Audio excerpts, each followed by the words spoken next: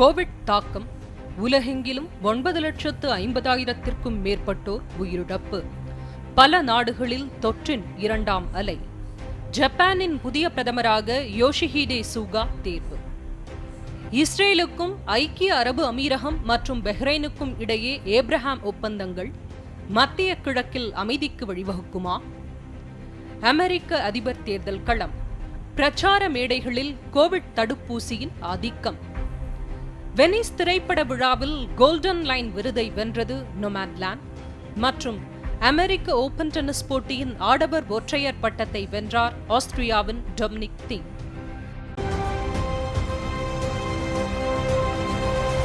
சீனாவின் ஊஹானில் தொடங்கி உலகெங்கிலும் பரவியுள்ள கோவிட்-19 தொற்று இந்நூற்றாண்டின் மிகப்பெரிய சோகமாக உருவெடுத்து 9,50,000-க்கும் மேற்பட்ட உயிர்களை பலி கொண்டுள்ளது. 3 கோடிக்கு மேலானோர் பாதிக்கப்பட்டுள்ளனர். தொற்றின் தாக்கம் சற்று குறைந்து வருகிறது என்ற அறிகுறிகளை அடுத்து பல நாடுகளில் ஊரடங்கு, உள்ளடங்கு உத்தரவுகள் படிப்படியாக திரும்ப பெறப்பட்ட நிலையில் தொற்றின் இரண்டாவது அலை அதிர்ச்சியை உண்டாக்கியுள்ளது.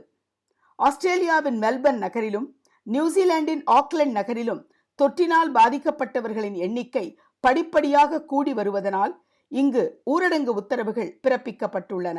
மக்கள் இந்த கட்டுப்பாடுகளை எதிர்த்து போராட்டங்கள் நடத்தி வருகின்றனர். இஸ்ரேலில் பாதிக்கப்பட்டவர்களின் எண்ணிக்கை கூடி வருவதால் 3 வார கால உள்ளடங்கு உத்தரவு பிறப்பிக்கப்பட்டுள்ளது. யூத புத்தாண்டு கொண்டாடப்படும் இவ்வேளையில் யூத வழிபாட்டு தலங்கள் மூடப்படுவதற்கு மக்கள் எதிர்ப்பு தெரிவித்து வருகின்றனர். கட்டுப்பாடுகளை எதிர்த்து அந்நாட்டில் அமைச்சர் ஒருவரும் பதவி விலகி உள்ளார் என்பது குறிப்பிடத்தக்கது. ஸ்பெயின் மற்றும் பிரிட்டனில் தொற்றினால் பாதிக்கப்பட்டவர்களின் எண்ணிக்கை கூடி வருவதால் பரிசோதனைகளுக்கான வசதிகளும் தீவிரப்படுத்தப்பட்டுள்ளன. இந்தோனேஷியாவில் முகக்கவசம் அணியாதவர்களுக்கு வித்தியாசமான தண்டனை வழங்கப்பட்டு வருகிறது. அரசின் உத்தரவின்படி முகக்கவசம் அணியாதவர்கள் தொற்றினால் பாதிக்கப்பட்டு உயிரிழந்தவர்களின் சவக்குழிகளை தோண்டும் பணியை மேற்கொள்ள வேண்டும். இதற்கிடையே கோவிட் தொற்றுக்கான தடுப்பூசி 3 அல்லது 4 வாரங்களுக்குள் பொது வெளியில் அறிமுகப்படுத்தப்படும் என்று அமெரிக்க அதிபர் டொனால்ட் ட்ரம்ப் கூறியுள்ளார். அதே நேரத்தில் இந்த தொற்று தானே சரியாகிவிடும் என்றும் அவர் கூறியுள்ளார். அதே நேரத்தில் தடுப்பூசியின் அறிமுகம் குறித்து பேசியுள்ள அமெரிக்காவின் நோய் தடுப்பு மையத்தின் தலைவர் ராபர்ட் ரெட்ஃபீல்ட், தொற்றுக்கான தடுப்பு ஊசி அடுத்த வருடம் 2வது அல்லது 3வது பகுதியிலேயே பொதுவெளியில் அறிமுகப்படுத்தப்படுவதற்கான வாய்ப்பு இருப்பதாக கூறியுள்ளார். இதற்கிடையே தொற்றுக்கான தடுப்பூசியை தாம் கண்டுபிடித்துள்ளதாக கூறி வரும் சீனா, பிலிப்பீன்ஸ், லத்தீன் அமெரிக்கா மற்றும் கரீபிய நாடுகள் அதனை பெறுவதற்கான கடன் உதவி வழங்கவும் முன்வந்துள்ளது என்பது குறிப்பிடத்தக்கது. தடுப்பூசியின் உலகளாவிய விநியோகம் குறித்து பேசியுள்ள மைக்ரோசாப்ட் நிறுவனர் பில் கேட்ஸ், தடுப்பூசியின் சமமான விநியோகம் குறித்து வளர்ச்சியடைந்த நாடுகள் உரிய நடவடிக்கைகளை எடுக்க வேண்டும் என்று கூறியுள்ளார். எது எப்படி இருந்தாலும் தொற்றின் தாக்கம், பரவல் எப்போது முடிவுக்கு வரும், தடுப்பூசி எப்போது பொதுவெளியில் அறிமுகப்படுத்தப்படும், இது மட்டும்தானே தற்போதுள்ள கேள்வி. ஜப்பானின் புதிய பிரதமராக யோஷிஹிடே சுகா தேர்வு செய்யப்பட்டுள்ளார். 8 வருடங்களாக பிரதமராக பதவி வகித்த ஷின்சோ ஆபே உடல்நலக்குறைவு காரணமாக பதவி விலகுவதாக சென்ற மாத இறுதியில் அறிவித்ததை அடுத்து புதிய பிரதமர் தேர்வு செய்யப்பட்டுள்ளார். சுகா லிபரல் டெமோக்ராட்டிக் கட்சியின் கூட்டத்தில் பெரும்பான்மை வாக்குகளை பெற்றதோடு ஜப்பான் நாடாளுமன்றத்தின் ஆதரவையும் பெற்று பிரதமராக தேர்வு செய்யப்பட்டுள்ளார். தமது தேர்வுக்கு பிறகு பேசிய சுகா, ஷின்சோ ஆபேயின் பாதையிலேயே தாம் பயணிக்கவிருப்பதாக கூறினார். சுகா பற்றி பேசிய ஷின்சோ ஆபே, சுகாவிற்கு முழு ஒத்துழைப்பு வழங்கவிருப்பதாகவும், அமைச்சரவை செயலராக இருந்தபோது சுகா முழு அர்ப்பணிப்போடு மக்களுக்கு பணியாற்றியதாகவும் கூறினார். 71 வயது சுகா சாதாரண விவசாய குடும்பத்தில் பிறந்து வாழ்க்கையில் படிப்படியாக முன்னேறி 1987ஆம் ஆண்டு டோக்கியோ உள்ளாட்சி தேர்தலில் வெற்றி பெற்று அரசியலில் நுழைந்தார்.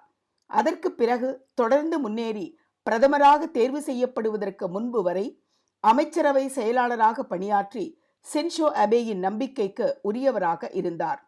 ஜப்பானின் புதிய பிரதமர் சுகா முன்பு பல்வேறு சவால்கள் அணிவகுத்து நிற்கின்றன.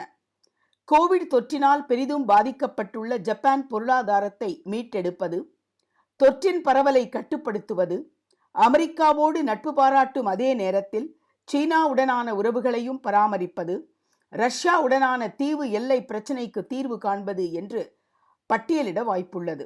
இதற்கிடையே அடுத்த வருடம் செப்டம்பர் மாதம் வரை காத்திராமல் தனது செல்வாக்கை உறுதி செய்து கொள்ள இடைக்கால தேர்தலுக்கு சுகா உத்தரவிடுவாரா என்பது கேள்விக்குறியாகவே உள்ளது. மேலும் அடுத்த வருடம் ஜூலை மாதம் நடைபெறவிருக்கும் ஒலிம்பிக் போட்டிகளை நடத்துவதற்கான பொறுப்பும் ஜப்பானை சார்ந்திருக்கிறது.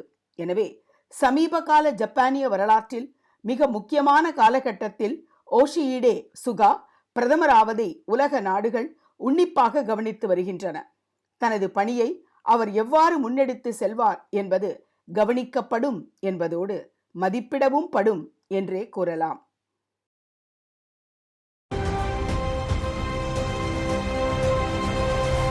மத்திய கிழக்கு பகுதியில் ஒரு புதிய உதயம் என்கிறது அமெரிக்கா, வரலாற்றில் ஒரு திருப்புமுனை என்கிறது இஸ்ரேல், துரோகம் என்கிறது பாலஸ்தீனம். ஒரே நிகழ்வு, பல்வேறு கருத்துக்கள். ஏப்ரஹாம் அக்கார்ட் எனப்படும் இந்த ஒப்பந்தங்கள் கையெழுத்தான களமாக அமைந்தது அமெரிக்காவின் வெள்ளை மாளிகை. யூத, கிறித்தவ, இஸ்லாமிய சமய பாரம்பரியத்தில் ஒரு முக்கியமான தீர்க்கதரிசியாக கருதப்படும் ஏப்ரஹாமின் பெயரை கொண்டுள்ள இந்த ஒப்பந்தங்களின்படி இஸ்ரேலுக்கும் ஐக்கிய அரபு அமீரகத்திற்கும் இஸ்ரேலுக்கும் பஹ்ரைனுக்கும் இடையே அமைதியை நிலைநாட்டும் நோக்கமே முக்கிய கூறாக அமைந்தது. இஸ்ரேலுக்கும் பாலஸ்தீனத்திற்கும் இடையே தொடரும் பிரச்சினையின் ஊடே இஸ்ரேலுக்கும் எகிப்துக்கும் இஸ்ரேலுக்கும் ஜோர்டானுக்கும் இடையே பல ஆண்டுகளுக்கு முன்பு ஒப்பந்தங்கள் கையெழுத்தாகின என்றாலும் தற்போதைய ஒப்பந்தங்கள் மிகுந்த முக்கியத்துவம் பெறுகின்றன. காரணம், அமெரிக்காவின் ஏற்பாட்டில் இந்த ஒப்பந்தங்கள் கையெழுத்தாகியுள்ளன.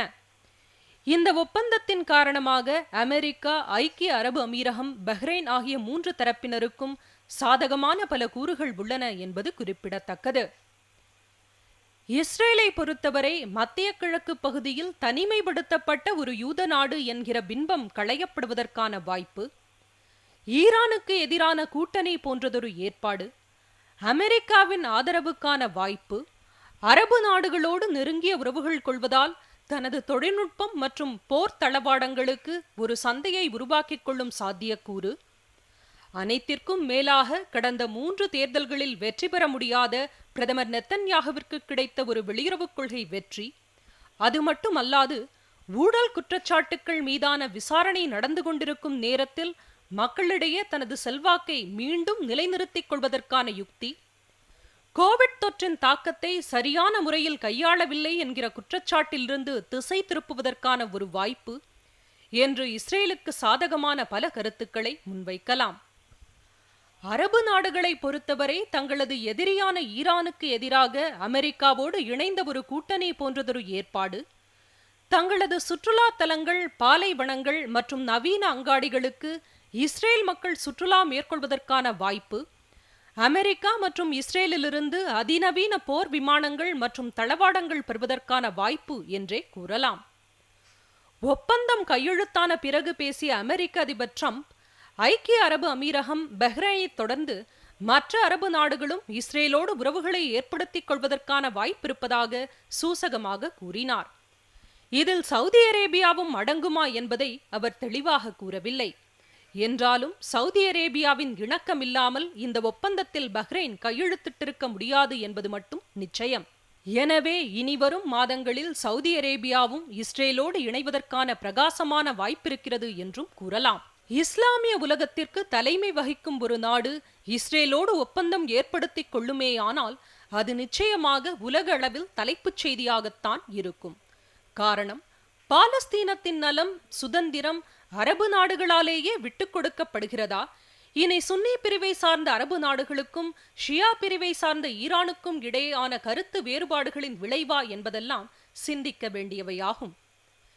அமெரிக்காவை பொறுத்தவரை கடந்த சில மாதங்களாக பயங்கரவாதத்திற்கு ஊக்கமளிப்பதாக ஈரான் மீதான குற்றச்சாட்டு, அணு ஆயுதங்களின் கட்டுப்பாடு, பொருளாதார தடைகள், எண்ணெய் கப்பல்கள் மீதான தாக்குதல், ஈரானின் புரட்சிப்படை தளபதி சுலைமானி அமெரிக்காவால் கொல்லப்பட்ட சம்பவம் ஆகிய காரணங்களினால் அமெரிக்காவிற்கும் ஈரானுக்கும் இடையே உள்ள விரிசல், பதற்றம் ஆகியவற்றின் பின்னணியில் ஈரானுக்கு எதிராக இஸ்ரேல் மற்றும் அரபு நாடுகள் ஆகியவற்றை கொண்டு வித்தியாசமான கூட்டணி அமெரிக்க அதிபர் டிரம்பின் வெளியுறவு கொள்கைக்கு கிடைத்த ஒரு வெற்றி என்று கூறிக்கொள்வதற்கான வாய்ப்பை கொண்டிருப்பதோடு, மத்திய கிழக்கு அரசியலில் அமெரிக்காவின் செல்வாக்கு மேம்படுவது மற்றும் அப்பகுதியில் அமைதியை நிலைநாட்ட தான் முயற்சி எடுத்ததாக கூறிக்கொள்வதற்கான வாய்ப்பும் உள்ளது எனலாம். அமெரிக்க அதிபர் தேர்தலுக்கு இன்னும் சில வாரங்களே உள்ள நிலையில் இந்த ஒப்பந்தம் வெளியுறவு கொள்கைக்கு கிடைத்த வெற்றி என்று அதிபர் பிரச்சாரம் செய்வதற்கான வாய்ப்பை ஏற்படுத்தியுள்ளது. பாலஸ்தீனத்தை பற்றி கூற வேண்டுமென்றால், இந்த ஒப்பந்தத்தின் மூலம் இஸ்ரேல் என்ற யூத நாட்டுக்கு அரபு நாடுகளின் அங்கீகாரம் கிடைத்திருக்கிறது.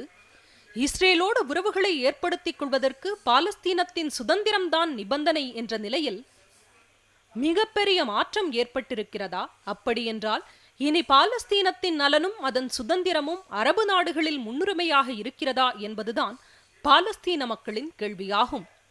இந்த ஒப்பந்தத்திற்கு எதிர்ப்பு தெரிவிக்கும் வகையில் பாலஸ்தீனத்தின் பல பகுதிகளில் போராட்டங்கள் நடைபெற்றன. மொத்தத்தில் மத்திய கிழக்கு பகுதியில் அமைதி காண வேண்டும் என்ற நோக்கத்தோடு எட்டப்பட்டிருப்பதாக கூறப்படும் ஏப்ரஹாம் ஒப்பந்தம் மத்திய கிழக்கு பகுதியில் நிரந்தர அமைதிக்கு வழிவகுக்குமா? பாலஸ்தீன மக்களுக்கு நியாயம் வழங்கப்படுமா? 70 ஆண்டுகளாக தொடரும் இஸ்ரேல் பாலஸ்தீன பிரச்சினைக்கு முடிவு காணப்படுமா? இந்த ஒப்பந்தம் அதற்கான ஆரம்பமா அல்லது நாடுகளின் தன்னலத்தை வெளிப்படுத்தும் மற்றுமோர் நிகழ்வா? உலக மேடையில் அரங்கேற்றப்பட்ட மற்றுமோர் நிகழ்ச்சியா? எதுவாக இருந்தாலும் மத்திய கிழக்கு பகுதியில் நிரந்தர அமைதி நிலவ வேண்டும் என்பதே உலக மக்களின் அவாவாகும்.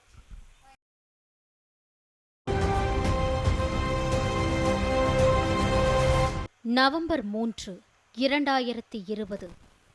இந்த நாளை அமெரிக்க மக்கள் மட்டுமா உன்னிப்பாக கவனித்து வருகிறார்கள்? இல்லை, உலக மக்களும் உலக ஊடகங்களும் உலக நாடுகளும் இந்த நாளை மிகுந்த எதிர்பார்ப்போடும் சுவாரஸ்யத்தோடும் பரபரப்போடும் கவனித்து வருகின்றனர். காரணம், அமெரிக்க அதிபர் தேர்தல் என்பது அந்த நாட்டை மட்டும் பாதிக்கும் ஒரு நிகழ்வு அல்ல, உலக அரசியலையும் உலக மக்களையும் பாதிக்கும் ஒரு நிகழ்வாகவே கருதப்படுகிறது. வரவிருக்கும் அமெரிக்க அதிபர் தேர்தலில் தற்போதைய அதிபரும் குடியரசுக் கட்சி வேட்பாளருமான டொனால்ட் ட்ரம்பிற்கும் ஜனநாயக கட்சி வேட்பாளரும் முன்னாள் துணை அதிபருமான ஜோ பைடனுக்கும் இடையே கடும் போட்டி நிலவுகிறது. கோவிட் தொற்றின் தாக்கத்தினால் மிகவும் பாதிக்கப்பட்ட நாடாக அமெரிக்கா இருப்பது பிளாக் லிவ்ஸ் மேட்டர் என்ற இன பாகுபாட்டுக்கு எதிரான நாடு தழுவிய போராட்டங்கள், சீனா, வடகொரியா, ஈரான், ரஷ்யா, ஐரோப்பிய ஒன்றியம், மத்திய கிழக்கு சார்ந்த பல்வேறு வெளியுறவு கொள்கை நகர்வுகள் தேர்தல் பிரச்சார மேடைகளை ஆக்கிரமித்து வருகின்றன என்றாலும், அனைத்திற்கும் மேலாக கடந்த சில நாட்களாக கோவிட்-19 தொற்றிற்கான தடுப்பூசிதான் பேசு பொருளாக விளங்குகிறது. கோவிட் தொற்றின் தாக்கத்தை ட்ரம்ப் நிர்வாகம் உரிய முறையில் கையாளவில்லை என்று ஜனநாயக கட்சி வேட்பாளர் ஜோ பைடன் கூறி வருகிறார். இது குறித்து பேசிய குடியரசுக் கட்சி வேட்பாளரும் அதிபருமான ட்ரம்ப், இன்னும் சில வாரங்களில் தடுப்பூசி தயாராகிவிடும் என்று சென்ற வாரம் கூறினார். ஆனால் தற்போது ஏப்ரல் மாதத்திற்குள் அமெரிக்க மக்களுக்கு தடுப்பூசி கிடைக்கப்பெறும் என்று கூறியுள்ளார். நெவேடாவில் பேசிய அதிபர் ட்ரம்ப், கோவிட் சார்ந்த ஊரடங்கு மக்களின் வாழ்வாதாரத்தை பாதிப்பதோடு அமெரிக்க மக்களின் கனவுகளுக்கும் ஊறு விளைவிக்கும் என்று கூறினார். பல்வேறு பிரச்சார கூட்டங்களில் பேசி வரும் ஜனநாயக கட்சி வேட்பாளர் ஜோ பைடன், தொற்றின் தாக்கத்தை பரவலை தடுப்பதற்கும் கட்டுப்படுத்துவதற்கும் ட்ரம்ப் நிர்வாகத்திடம் உறுதியான திட்டம் ஏதும் இல்லை என்று கூறியுள்ளார். தேசிய அருங்காட்சியகத்தில் உரையாற்றிய ட்ரம்ப், அமெரிக்காவின் வரலாற்றையும் பாரம்பரியத்தையும் பாதுகாக்க பள்ளிகளில் தேசப்பற்று சார்ந்த பாடப்பகுதிகள் அறிமுகப்படுத்தப்பட வேண்டும் என்று கூறியுள்ளார். அமெரிக்கா இன பாகுபாடு கொண்ட ஒரு நாடு என்ற பிம்பம் அகற்றப்பட வேண்டும் என்றார் அவர். இதற்கிடையே அமெரிக்க தேர்தல் நடைமுறைக்கு இணங்க இப்போதே வர்ஜீனியா, மினிசோட்டா, சவுத் டகோடா போன்ற மாநிலங்களில் வாக்குப்பதிவு தொடங்கியுள்ளது. இந்த நடைமுறை வாக்குப்பதிவு நாளன்று அவர்களுக்கு உரிய மாநிலங்களில் இருக்க இயலாதவர்கள் தேர்தல் பணி மற்றும் மருத்துவ சேவையில் ஈடுபடுவோர் மற்றும் தபால் மூலமாக வாக்களிக்க விரும்புவோருக்கு பொருந்தும். இதனிடையே கோவிட் தாக்கம் காரணமாக வாக்காளர்கள் தபால் மூலமாக வாக்களிக்கும் நடைமுறையை அதிக எண்ணிக்கையில் பின்பற்ற இருப்பதால் முடிவுகள் அறிவிக்கப்படுவது தாமதமாகும் என்பதோடு முறைகேடுகள் நடப்பதற்கு வாய்ப்பிருப்பதாகவும் அதிபர் கூறியுள்ளார். அது மட்டுமல்லாது முடிவுகள் துல்லியமாக இருக்குமா என்பதும் சந்தேகத்திற்குரியது என்று அவர் கருத்து தெரிவித்துள்ளார். இதற்கிடையே தற்போதைய நிலவரப்படி குடியரசுக் கட்சி வேட்பாளரான அதிபர் ட்ரம்பை விட ஜனநாயக கட்சி வேட்பாளரான ஜோ பைடனுக்கு அதிக ஆதரவு இருப்பதாக சில கருத்து கணிப்புகள் தெரிவிக்கின்றன. தேர்தல் பிரச்சாரத்தில் கருத்துகள், விமர்சனங்கள், குற்றச்சாட்டுகள் இயல்பானவை, தவிர்க்க முடியாதவை. ஆனால் மக்களின் தீர்ப்பு என்பதுதானே இறுதியான முடிவு. அதற்காக காத்திருப்போம்.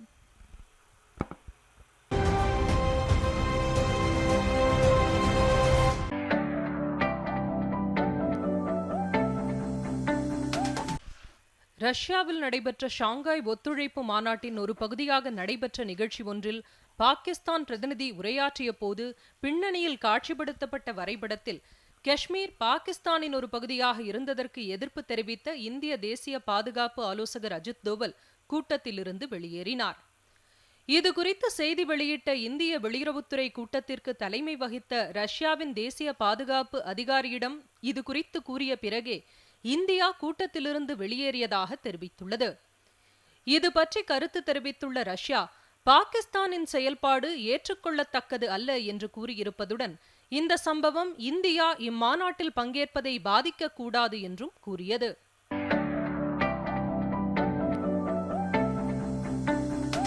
ரஷ்ய எதிர்க்கட்சித் தலைவர் அலெக்சி நாவல்னிக்கு சில நாட்களுக்கு முன்பு உடல்நலக்குறைவு ஏற்பட்டதால் பெர்லின் மருத்துவமனையில் அவர் சிகிச்சை பெற்ற போது நடத்தப்பட்ட பரிசோதனையில் அவரது உடலில் நோவிசாக் எனப்படும் விஷப்பொருள் இருந்ததாக கண்டறியப்பட்டது. இதையடுத்து இதற்கான விளக்கத்தை ரஷ்யா தர வேண்டும் என்று ஜெர்மனி கூறியிருந்தது. தற்போது இச்சம்பவம் பற்றி சர்வதேச விசாரணை நடத்தப்பட வேண்டும் என்று ஐரோப்பிய ஒன்றிய நாடாளுமன்றம் தீர்மானம் நிறைவேற்றியுள்ளது. இதற்கிடையே ஓம்செக் நகரில் நாவல்னி தங்கியிருந்த விடுதியில் அவர் அருந்திய தேநீரில் இந்த விஷப்பொருள் கலந்திருந்ததாக நாவல்னியின் ஆதரவாளர்கள் கூறியுள்ளனர். பெர்லினில் சிகிச்சை பெற்று குணமடைந்து வரும் நாவல்னி தான் ரஷ்யாவிற்கு திரும்பச் செல்ல இருப்பதாக கூறியுள்ளார். அலெக்சி நாவல்னி ரஷ்ய அதிபர் புட்டினுக்கு எதிராக பல போராட்டங்களை முன்னின்று நடத்தி சிறை சென்றவர் என்பது குறிப்பிடத்தக்கது.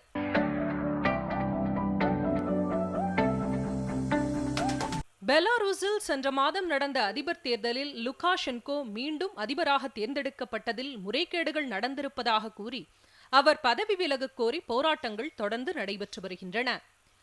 இதற்கிடையே எதிர்க்கட்சித் தலைவர் ஸ்வெட்லானா லித்வேனியாவில் தஞ்சமடைந்துள்ளார். போராட்டங்களை ஒடுக்குவதற்கு பாதுகாப்பு படைகளை அனுப்ப தயாராக இருப்பதாக ரஷ்யா கூறியுள்ளது. அதிபர் லுகாஷென்கோ ரஷ்ய அதிபர் புட்டினை ரஷ்ய கடலோர நகரமான சோச்சியில் சந்தித்து பேசினார். இதையடுத்து பெலாருஸுக்கு $1.5 பில்லியன் கடனுதவி வழங்க ரஷ்யா முன்வந்துள்ளது. தற்போதைய நிலவரப்படி நாட்டின் பாதுகாப்பு கருதி லித்வேனியாவுடனான எல்லைப் பகுதியை மூடுவதற்கான அறிவிப்பை வெளியிட்டுள்ளார் அதிபர் லுகாஷென்கோ.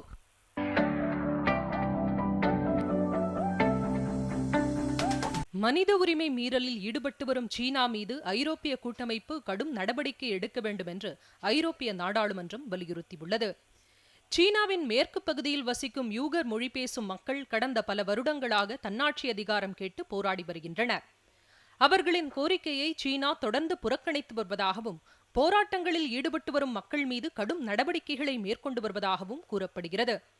இந்நிலையில் இந்த விவகாரம் தொடர்பாக கருத்து தெரிவித்துள்ள ஐரோப்பிய நாடாளுமன்றம் சீனாவில் நடைபெற்று வரும் மனித உரிமை மீறல்களை தடுத்து நிறுத்தவும், சித்திரவதை முகாம்களில் அடைக்கப்பட்டுள்ள யூகர் மக்களை விடுவிக்கவும் ஐரோப்பிய கூட்டமைப்பில் இடம்பெற்றுள்ள ஜெர்மனி, பிரான்ஸ் உள்ளிட்ட நாடுகள் விரைந்து நடவடிக்கை எடுக்க வேண்டும் என்று வலியுறுத்தியுள்ளனர். அதேபோல் திபெத் மக்கள் மீதும் வன்முறையை ஏவி வரும் சீனாவுக்கு எதிராக கடும் நடவடிக்கை தேவை என்றும் அவர்கள் கேட்டுக்கொண்டுள்ளனர்.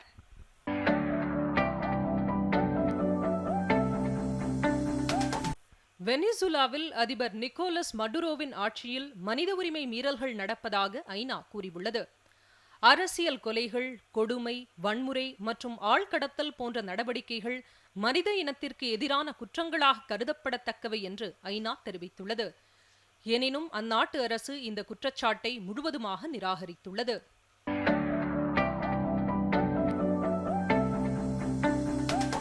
யூத புத்தாண்டையொட்டி யுக்ரைனில் உள்ள சில வழிபாட்டு தலங்களுக்கு செல்ல வேண்டும் என்ற நோக்கத்தோடு யுக்ரைன் எல்லையில் நூற்றுக்கணக்கான மக்கள் முகாமிட்டுள்ளனர். கோவிட் தொற்றின் காரணமாக யுக்ரைன் தனது எல்லைகளை மூடியிருக்கும் நிலையில் இவர்கள் அந்நாட்டிற்குள் செல்ல வேண்டும் என்று கூறி 3 நாட்களுக்கு மேலாக இங்கு முகாமிட்டுள்ளது இப்பகுதியில் பெரும் பதற்றத்தை ஏற்படுத்தியுள்ளது.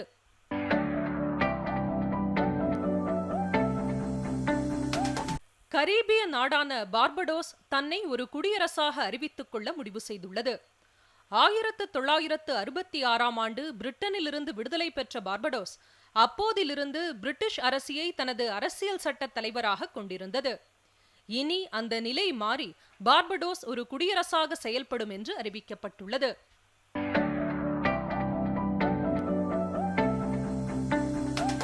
அமெரிக்காவின் கலிபோர்னியா மற்றும் ஓரேகான் பகுதியில் கடந்த 1 மாத காலமாக மூண்டு வரும் காட்டுத் தீயினால் 35க்கும் மேற்பட்டோர் உயிரிழந்துள்ளனர்.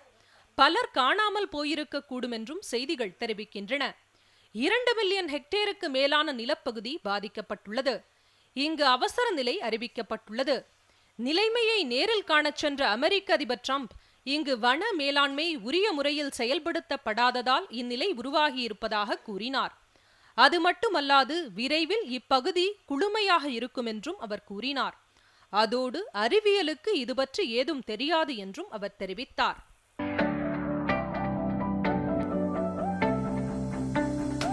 அமெரிக்காவின் புளோரிடா அலபமா பகுதியில் வீசிய சூறாவளியினால் பலத்த மழையோடு கூடிய அதிவேக காற்று வீசியதால் இப்பகுதியில் ஆயிரக்கணக்கான வீடுகள் பெரிதும் பாதிக்கப்பட்டன.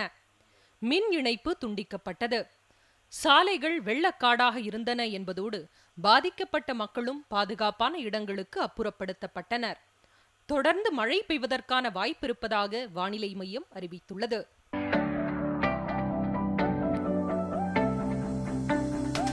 அமெரிக்க ஓபன் டென்னிஸ் ஆடவர் ஒற்றையர் பட்டத்தை வென்றுள்ளார் ஆஸ்திரியாவின் டொமினிக் தீம். இவர் ஜெர்மனியைச் சேர்ந்த அலெக்சாண்டர் செவ்ரேவை 2-6, 4-6, 6-4, 6-3, 7-6 என்ற செட் கணக்கில் தோல்வியடையச் செய்து கிராண்ட்ஸ்லாம் பட்டத்தை வென்றுள்ளார்.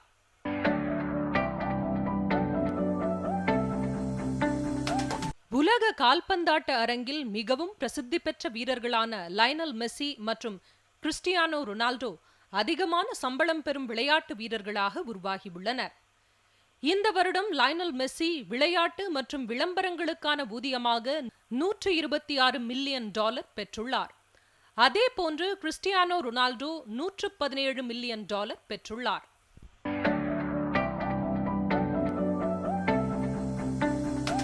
வெனிஸ் திரைப்பட விழாவின் உயரிய விருதான கோல்டன் லைன் விருதை பெற்றுள்ளது அமெரிக்காவின் நொமாட்லாண்ட் என்ற திரைப்படம். இத்திரைப்படத்தை ஸ்லோயிஸ்போ இயக்கியுள்ளார்.